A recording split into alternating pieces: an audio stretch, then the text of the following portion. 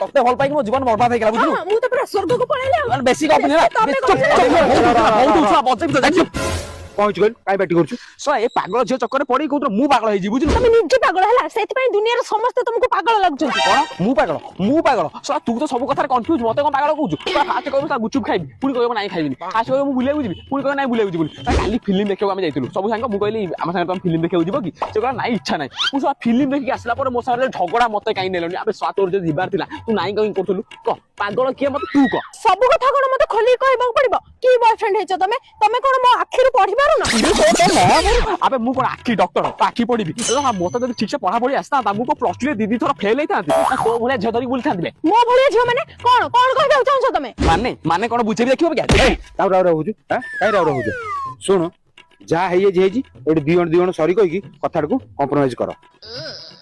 ହେଇ ଆଡୁ କର ଅନୁଛୁ ସରି କହ ସରି ଇଟ୍ସ ଓକେ। ଓକେ କଣ ତୁ ଆଉ ସରି କହିବୁନି କି ଏଇ କଥା ବି ମତେ କହିବାକୁ ପଡିବ ତମେ ବୁଝିପାରୁନ? ତ ମା ମୋର କି